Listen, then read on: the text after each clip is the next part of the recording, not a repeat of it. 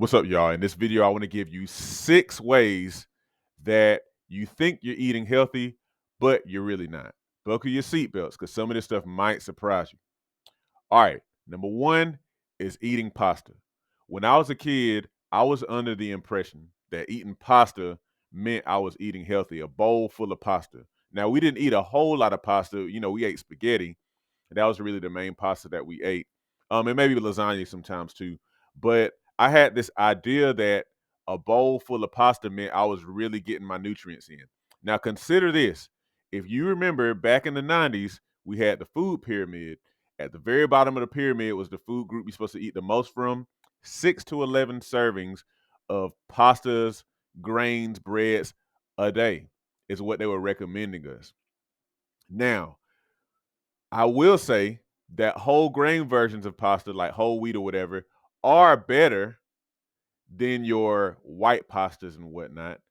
However, none of us, unless we're really, really active, like an athlete, somebody who's on their feet all the time, like vigorous activity, none of us has business eating that many servings of pastas and grains and whatnot every single day. Okay.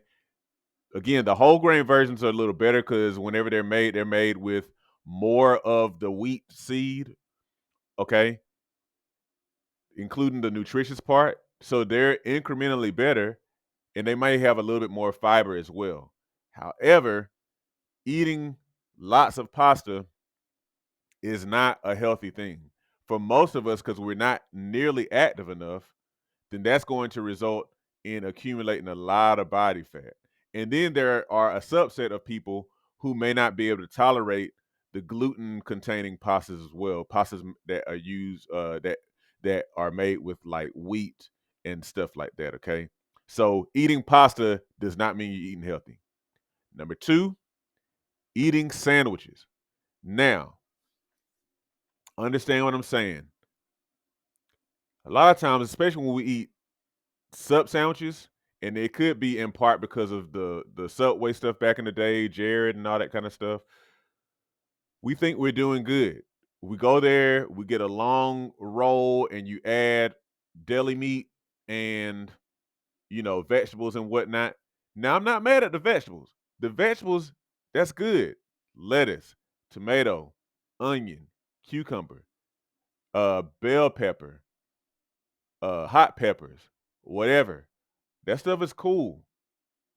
But the stuff that you think you're doing okay with, which is not good, is your bread on there. Remember what I just said, and your deli meat. Now consider the bread.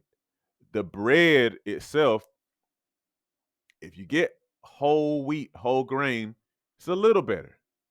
But most breads are full of additives, high fructose corn syrup, and just other stuff.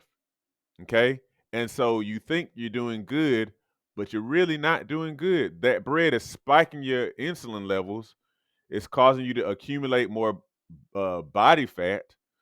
And then let's talk about the deli meat. Now, some are better than others, but deli meat is very highly processed, tends to be high in sodium, tends to include what's called sodium nitrite or sodium nitrate, which is kind of like to help preserve the meat. But it is also considered such substances are considered carcinogenic, meaning contribute, possibly cancer causing as well. So you don't necessarily want to consume a whole lot of deli meat. Now, there are some deli meats that don't use nitrites and nitrates and whatnot, so those may be incrementally better. However, it's still probably a good idea not to do a whole lot of deli meat. I like sub sandwiches. I do. And when I get them, I am going to load in the vegetables because I love to have a sub sandwich full of vegetables and whatnot. However, we think we're doing pretty good with sandwiches and stuff like that. We're not. At least not as good as we think we are. All right, number 3, drinking diet drinks. Y'all know the drill. Going to a fast food restaurant, getting a double burger, a large fry, and a Diet Coke or a Diet Pepsi or a Diet like a Sprite Zero or something like that. Negative. Now, you think you're doing good, because you don't have any calories in the soda or in whatever the drink is, the Crystal Light packet or whatever. You think you're doing good because of calories, but you can't judge something just based on the calories. Calories are units of energy, okay? But whenever you get a diet drink, you're not considering the fact that that diet drink has chemicals in it. For example, the artificial sweetener itself, a lot of these artificial sweeteners are not healthy. They're linked to neurological issues. Some of them are considered carcinogenic.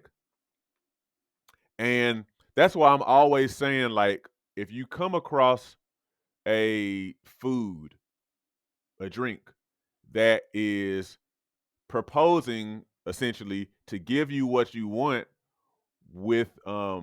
without consequence, then I would be wary of that because it's not true. You can't really do that.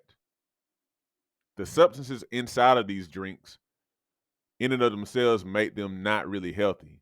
It's like you're getting the taste and you think like you're okay, and then also the philosophy that it tends to promote that you can go and get some sort of unhealthy meal, and as long as you drink a diet Coke or a diet drink, then you're good. You're not. It doesn't work that way. Diet drinks are not healthy. That's why I always recommend. I tell you guys, my favorite soda is Coke. However, I only drink like one or two a year because I've disciplined myself mainly through fasting to not be bound by that desire for Coca-Cola. And so if you ever drink a soda or whatnot, I recommend that way. Get to the point where, okay, you enjoy it every so often, but it's literally every so often, not every day, because people will think they're doing good drinking Diet Coke 2 or 3 a day, one a day even. You just need to leave it alone. Okay. So number 4, taking a multivitamin or a supplement in general with a bad diet. When you're doing this, you think you're doing good. You think that the multivitamin is filling in the gaps, that the multivitamin is making up for the deficiencies of vitamins in your diet, the deficiencies of various minerals in your diet. It's not. A multivitamin, multi-mineral is supposed to be a supplement. Hear that. It's supposed to be a supplement. That means it's supposed to supplement a healthy diet. Now, I didn't fully really understand this when I was younger, but now I get it. I used to think, well, what's the big deal? Yeah, it's a supplement and it's filling in gaps. But a multivitamin, multi mineral can never fill in the gaps that are made by a poor diet. Now, I don't necessarily promote supplementation in general, even though I take a couple of different ones. But the thing is, even if you eat a healthy diet, there's a chance, depending on where you get your vegetables and stuff from, there's a chance that you could use a supplement still because of the nature of how a lot of vegetables and fruits are grown. The soils may not be as nutritious, and I can go into that, but I won't in this video.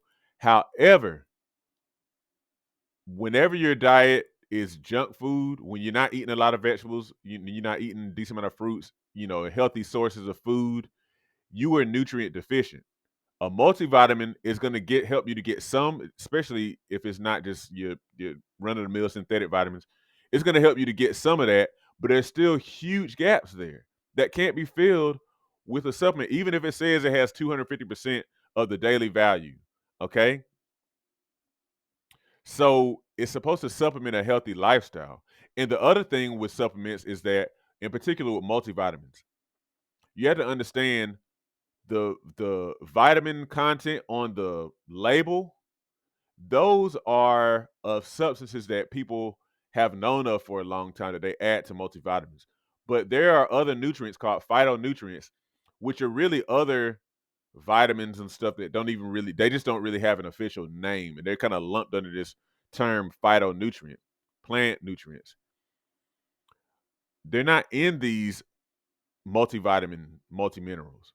And so literally when your diet is not consisting of a lot of vegetables, a lot of fruits, and just healthy sources of food, then there's various other phytonutrients that you're missing that you're just not going to get.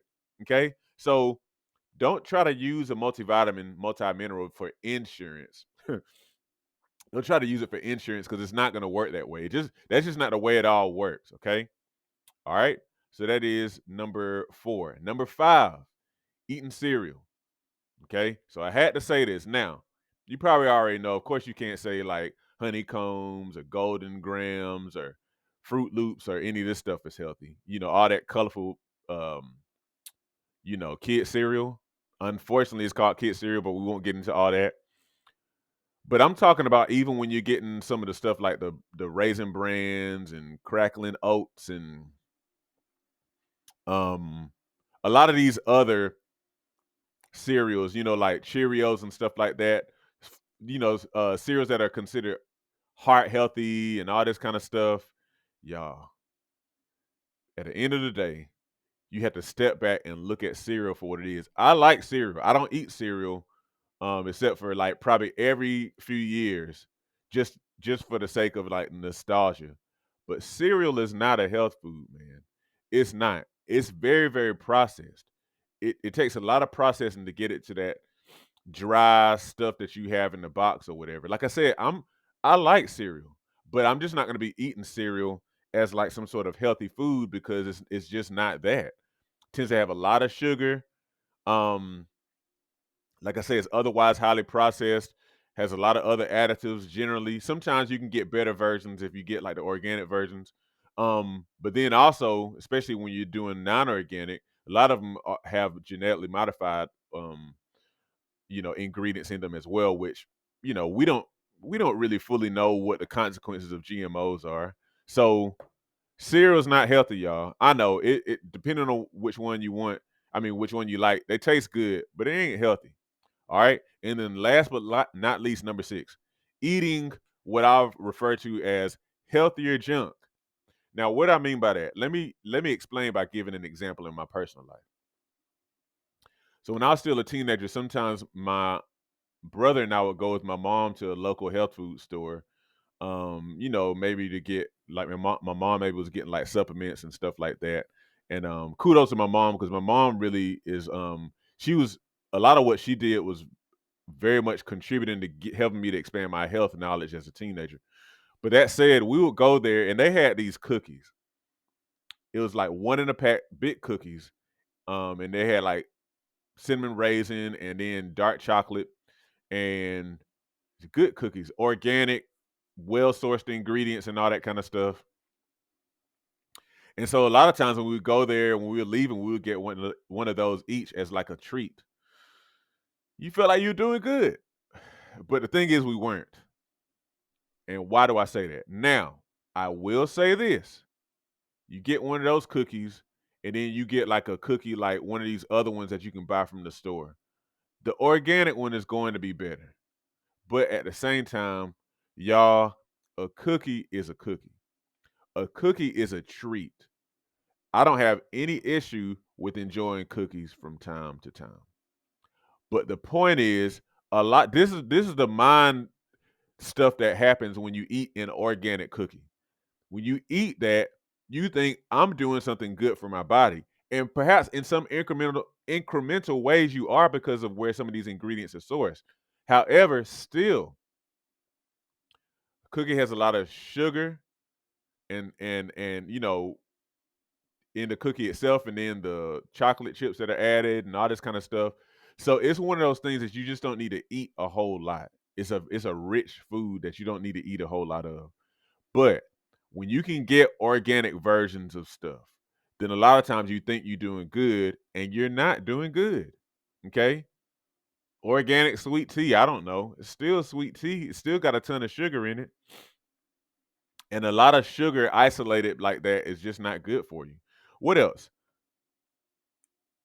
The low calorie versions of foods, or like, you had 100-calorie packs and um, lower calorie, low fat, reduced fat.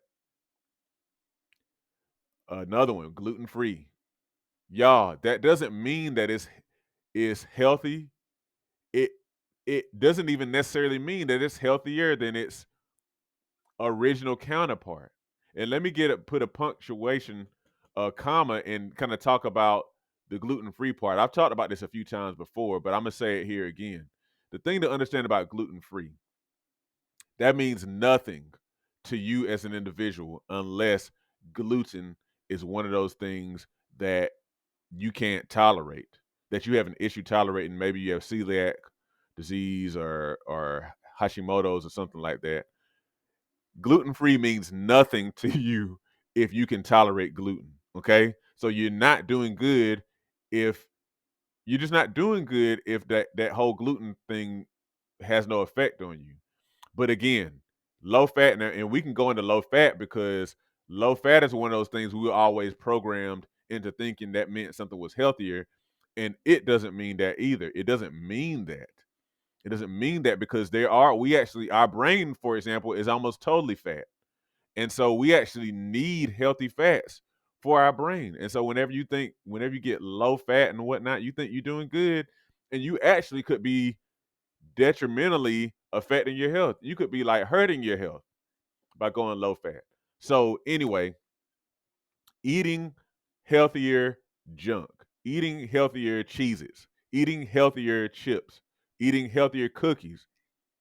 No, man. You think you're doing good, but you're not. Okay. Now, what I want y'all to do is tell me which of these 6 things I talked about really resonates with you. Put it in the comments so I can know, what really impacted you the most. All right, y'all take care. As we get older, it becomes increasingly important to maintain and build muscle. Muscle helps you burn fat, stay mobile, and can contribute to longevity. However, many people have no idea how to work out to build muscle. My mini workout series on Patreon provides you with my body weight mini workout video library. These workouts use little to no equipment, which means that you can do them in the privacy of your own home. They start at beginner level and progress from there to ensure you continue to see results. Every workout is a full body workout, hitting chest, back, legs, and glutes, as well as other muscles in between. Become a patron today and receive access to my series of mini workouts, plus access to a digital copy of my book, 8 Weeks to Transform Your Diet and Your Health. By combining the workouts with healthy diet changes, as outlined in my book, you'll definitely be on your way to weight loss, improved health, and visible results. Join me at patreon.com/SeanB2B Fitness today.